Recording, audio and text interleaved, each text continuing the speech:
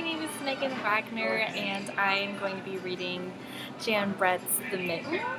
I decided to dedicate this holiday reading to my grandmother, who lives in England. I just want to let her know that even though she can't spend the holidays with my family in Colorado, we're still thinking about you and we miss you. And Christmas is just such a special time of year, so it's really important for me to spend it with family. And I just know that even though I won't be able to spend this current holiday with you, I'm looking forward to the next one that I'll be able to spend with you and Papa. So I specifically chose The Mitten, written and illustrated by Jan Brett, because it's about Nicky and his grandmother, and it just reminded me of you, so I hope you enjoy it. Some really cool facts about Jan Brett are she will take about a year to write one picture book, and she travels to the country that she thinks that she's going to explore for her next book, so she makes sure that everything about it is authentic. The people that she talks to, the food that she eats, she'll take artifacts back and use them, those souvenirs, as a reference to make sure that all of her illustrations are original and authentic and really capture the essence of the culture that she's trying to portray. She'll incorporate language if it's appropriate, and I think that's really special. The boy in this book, Nicky, he calls his grandmother Baba because that's what Ukrainian children call their grandmothers. This is actually adapted from a very popular Ukrainian folk tale, and I think that's something that's really cool because American children have their own folk tales that they grow up on, and it's an awesome way to, just find out about other cultures and how we actually are more similar than we may think at times. Something else that's really great about Jan Brett is this is her special friend Hedgie. That's actually her pet hedgehog, and he makes an appearance in every one of her storybooks, whether or not he's a main character, which I think is kind of cool. She has a pet hedgehog, and she has for years, and he's a great pal of hers, and I think it's really cool that she can personalize her books like that. A great stylistic device that she uses is her illustrations for the element of prediction. She spends so much detail in her borders.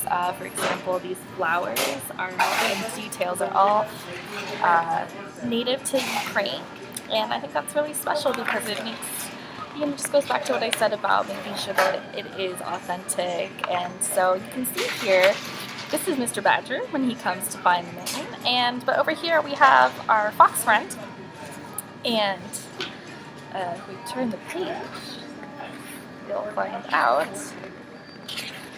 that that's who's coming to visit next. And like I said, we have the bear here,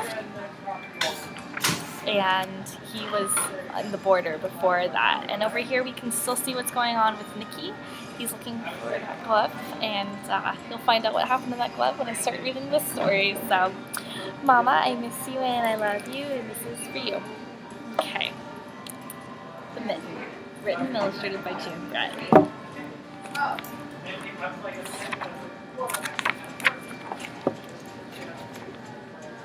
Once there was a boy named Nicky who wanted new mittens made from wool as white as snow. At first, his grandmother, Baba, did not want to knit white mittens. If you drop one in the snow, she warned, you'll never find them. But Nicky wanted snow white mittens, and finally Baba made them.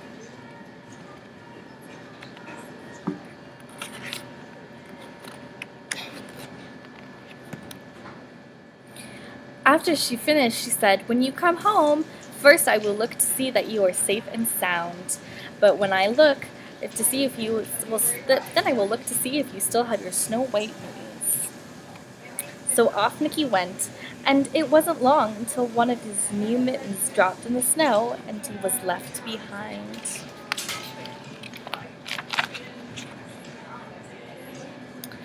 A mole, tired from tunneling along, discovered the mitten and burrowed inside. It was cozy and warm and just the right size, so he decided to stay.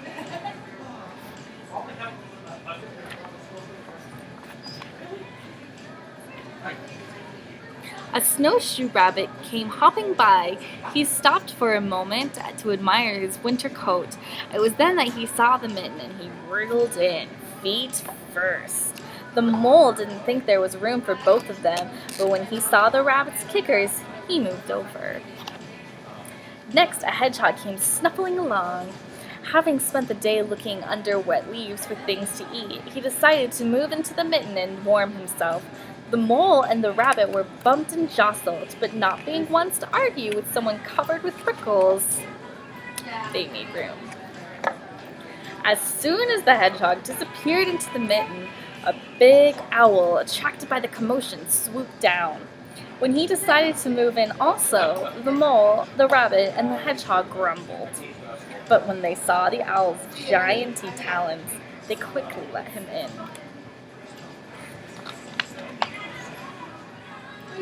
Up through the snow appeared a badger. He eyed the mitten and began to climb in. The mole, the rabbit, and the hedgehog, and the owl were not pleased. There was no room left, but when they saw his diggers, they gave him the thumb. The page is stuck. It started snowing, but the animals were snug in the mitten.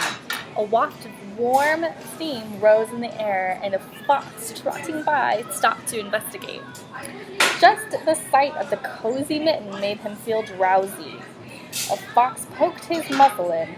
When the mole, the rabbit, the hedgehog, the owl, and the badger saw his shiny teeth, they gave the fox lots of room. A great bear lumbered by. He spied the mitten all plumped up. Not being one to be left out in the cold, he began to nose his way in. The animals were packed in as tightly as could be. But what animal would argue with a bear?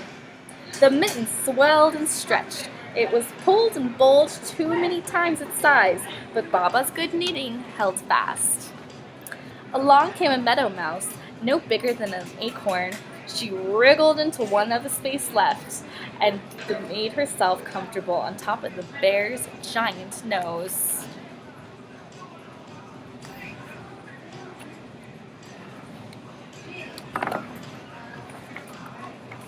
The bear, tickled by the mouse's whiskers, gave an enormous sneeze. Achoo! The force of the sneeze shot the mitten up into the sky and scattered the animals in all directions. On his way home, Nicky saw a white shape in the distance. It was the lost mitten silhouetted against the blue sky. As he ran to catch the snow-white mitten, he saw Baba's face in the window. First, she looked to see if he was safe and sound, and then she saw that he still had his new white mittens.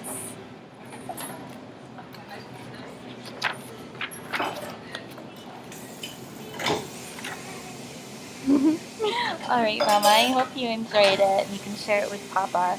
So have a happy Christmas, and I'll be talking to you guys soon. Goodbye!